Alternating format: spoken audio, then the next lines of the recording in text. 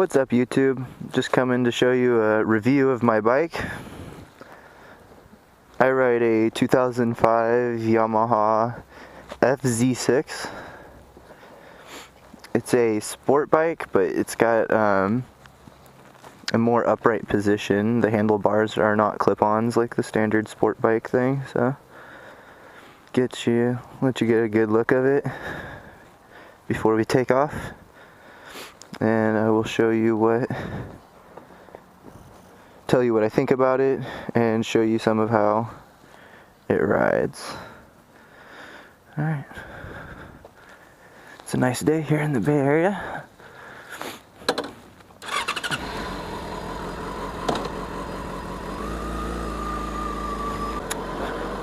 So first, it is a extremely affordable bike. I think new in 2005 it was, I believe it was $6,800. I think it was, yeah, that sounds about right. I think it was $6,800. That's a fantastic price for a 600cc sport bike.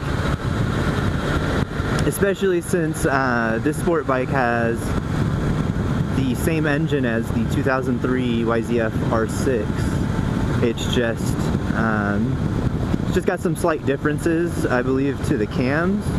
I'm not sure exactly what, but the cams are somehow altered or changed.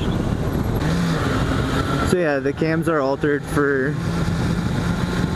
whatever reason to make the bike, I think it's to give it more mid-range power, as well as more low and mid-range torque, versus the R6, which has tremendous amounts of top-end power, because those racers, they can keep their bikes at those high RPMs just right in the sweet spot, and the average guy like you and me probably can't do that. So yeah, and I love the engine in this bike. It's super reliable. It's fuel injected, which isn't a common feature on bikes in that price range. And the fuel injection is fantastic on its own. So you don't have to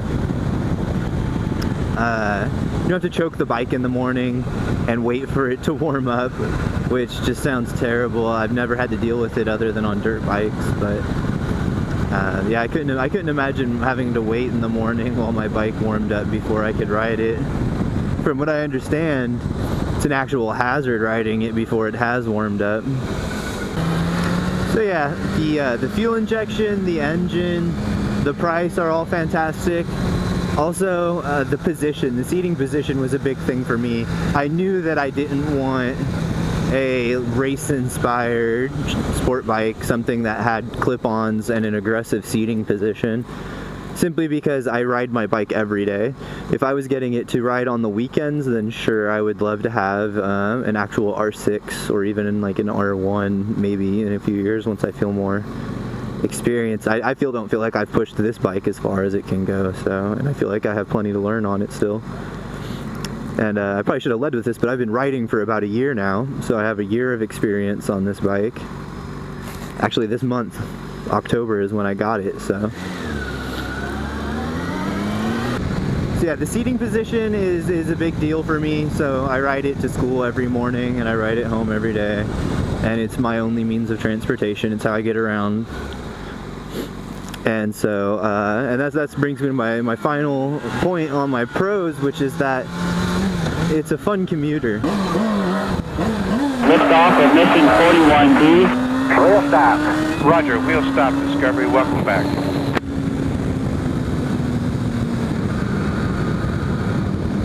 It is an absolute blast to drive on the way home. And if you are in the mood and you see a nice twisty looking road, go ahead and hit it and have some fun. You can still, I can keep up with most of the guys who ride Gixxers and all that. So it's not like I have any issues keeping up with anyone. Now, if we were all professional racers, that would be a different story. If we all had the skills that our bikes required to push them, then I would probably be struggling to keep up. But because we just go on leisurely rides, and even when we are kind of having fun and pushing it, I have no problem keeping up with anyone. So yeah, it's the last of my pros.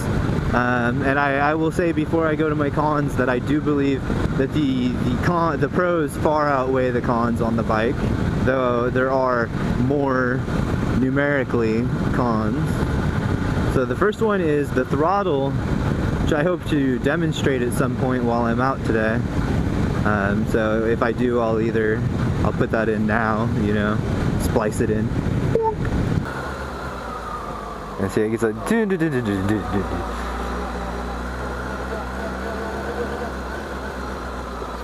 see, that one was pretty bad.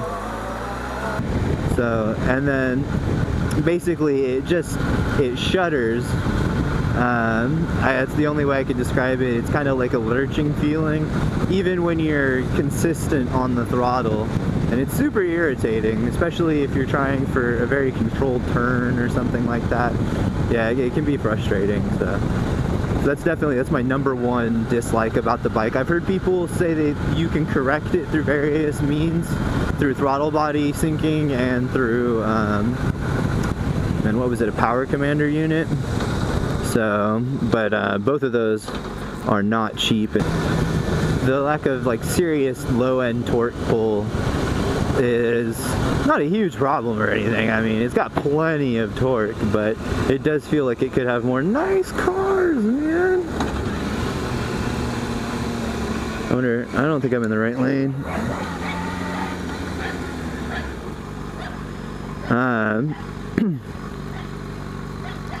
So yeah, my other point, another one of my cons is the seat is absolutely terrible. I have a Honda 100 and it has a far more comfortable seat than this does. I've ridden on this bike for 2 or 3 hours and my butt is killing me after that. So eventually I will replace it. I'll get like a Corbin seat or something, but they're pretty pricey and they don't pop up very often. This road sucks.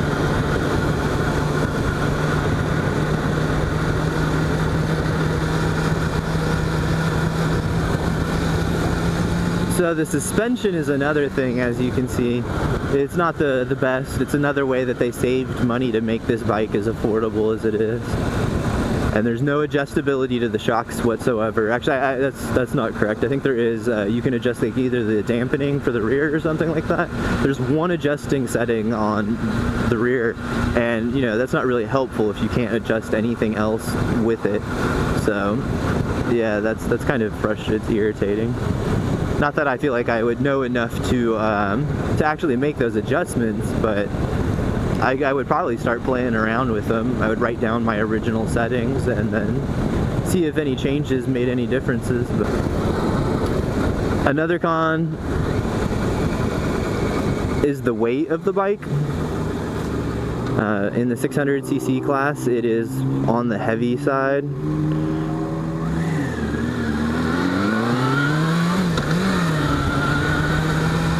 So if you're new to riding, it's kind of weird because this bike, I would say, is a friendlier 600, but at the same time its weight makes it a little discouraging to new riders who aren't comfortable with real heavy bikes. I know when I first got on it I was a little surprised at how heavy it was. And finally, the shifting is smooth most of the time through most of the gears. So through second to third, fourth to fifth, fifth to sixth is all fine. But between first and second, and I don't know if it's just this way on most bikes because of neutral being between there, it's real rough. Every now and then I'll get a super clean feeling shift between first and second, but that's pretty rare. Mare Island. Oh. Red light, you should pay attention. Dumbass.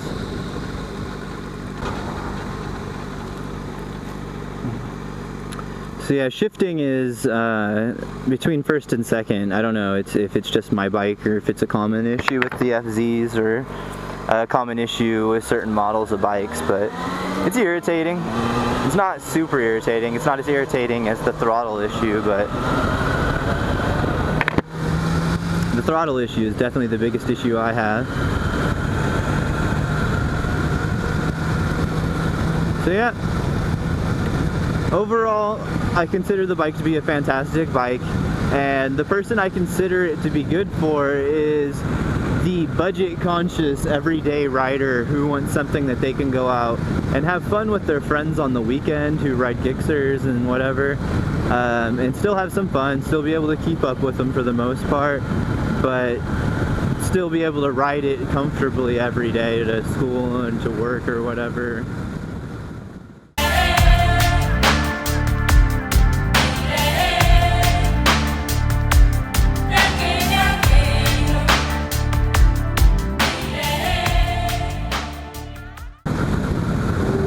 I hate this bridge,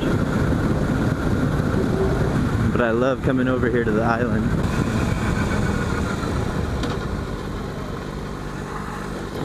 Ow, my balls! My balls!